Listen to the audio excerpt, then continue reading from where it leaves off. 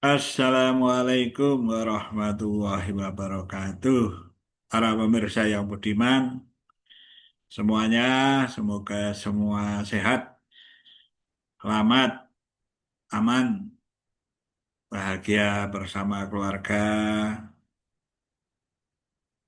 senantiasa mendapat perlindungan dari Allah yang Maha Kuasa. Allahumma amin. Untuk kali ini bincang-bincang lagi tentang pentingnya belajar matematika. Nah, matematika terus saja saya mau bicara matematika. Ya. Namun dari sisi sekarang, dari sisi eh, bukan matematikanya langsung. Nah, saya mau tanya ini, dari sekian banyak para mbak-mbak, mas-mas, adik-adik yang sedang sekolah, para santri, ya, yang suka catur siapa? Catur tahu enggak? Olahraga catur. Ya. Bahasa daerahnya sekak. Sekak. Dua orang, ada papan catur, lalu saling berhadapan, lalu melangkah, melangkahkan. Itu susunannya ada apa itu? Kata pion, tahu nggak? Pion-pionnya. Pion-pion itu yang kecil-kecil itu. Pion-pion yang depan itu ada berapa itu? Ada 8. Lalu di pojok sini-sini apa? Namanya, di tempat saya itu namanya beteng itu ya. Beteng, benteng. Lalu ada di sebelah benteng itu apa itu? Tenaga-tenaganya di sini ada benteng. Lalu yang tengah itu kan ada ratu, ada rajanya, ada menterinya. Kalau bahasa lainnya itu seter gitu. Ada ratunya, ada rajanya. Ratu atau raja. Saya mengatakan ratu. Ini ratu nih, ratunya, rajanya. Lalu ada di sebelahnya itu ada kalau di tempat saya itu saya mengatakan apa ya menteri gitu. Padahal itu kan menteri itu ada untuk mengatakan menteri apa terujuk. Ya semuanya ada itu. Ada kuda, lalu ada juga kuda dua. Itu. Papan catur itu 8 kali 8. Ada 64. 64 kotak. Yang satu papan caturnya berwarna bidak-bidaknya itu. Nah, bidak itu termasuk tadi ada pion, kuda, bidak-bidaknya. Semuanya itu ada 16 warna kuning yang biasanya ya, yang satu warna kuning semua, yang satu hitam semua, ya berhadapan. Kalau yang kuning maju dulu, ya menggerakkan dulu, bisa satu langkah saja, bisa 2 langkah, bisa sekali itu 2 langkah. Lawannya juga gitu, bisa 1 langkah, bisa 2 langkah. Untuk pionnya, lalu di situ bermain. Nah, aturan mainnya banyak. Kalau tidak tahu aturan mainnya nggak bisa menjalankan. Misalnya kalau beteng itu hanya berjalannya lurus sana, lurus sini, lurus. Kalau kuda itu ada apa istilahnya seperti huruf itu letter L, letter letter L. Tuh.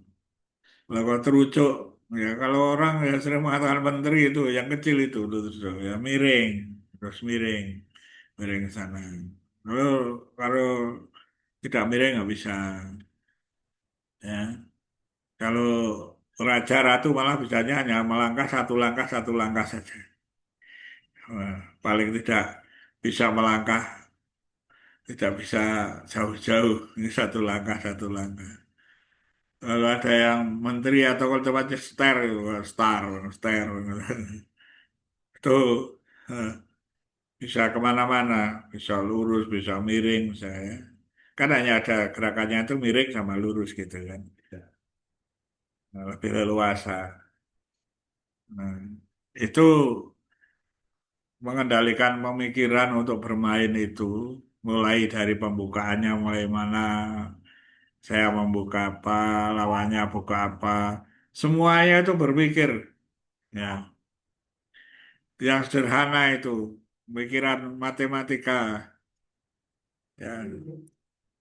Belum lagi nanti kalau sudah jadi pemain catur itu memprediksi, saya kalau melangkah ke sini, ya, di tempat saya terbuka yang seperti ini kemungkinannya dan situasinya seperti ini, lawannya mau melangkah yang mana. Kalau lawannya nanti melangkah ke sana, saya harus melangkah ini. Kalau lawannya ke sana, saya harus melangkah sini.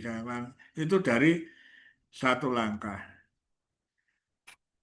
Punya kemampuan memprediksi 3 langkah lawan saja sudah hebat. Ya, ya saya dulu pemain catur ya, jadi apa bercatur itu membantu untuk pemikiran belajar matematika. Tapi sekarang itu saya tanya, suka catur nggak?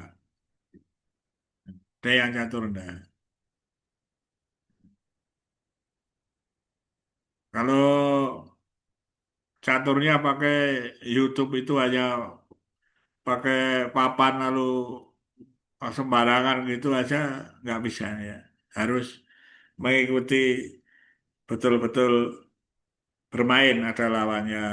Dan itu pun harus berulang kali.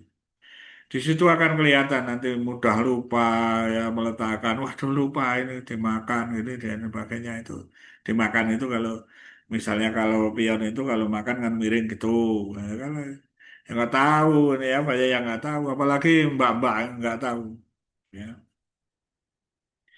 Yang mas-mas ada beberapa yang suka main catur itu ya bagus ya untuk melatih pemikiran. Mungkin karena lama juga ya untuk bisa menjadi pemain yang bagus, yang baik. Loh, saya dulu juara ya catur itu waktu masih muda saya SMP itu sudah mengalahkan yang orang-orang tua. Nah, sekarang itu jarang. Yang ada yang catur itu malah yang untuk main-main itu ya orang-orang yang apa duduk-duduk lalu bukan pelajar yang muda-muda ini jarang untuk bermain catur. Mestinya itu harus dihidupkan lagi daripada bermain YouTube saja. Ada baiknya bermain catur itu karena melatih pemikiran.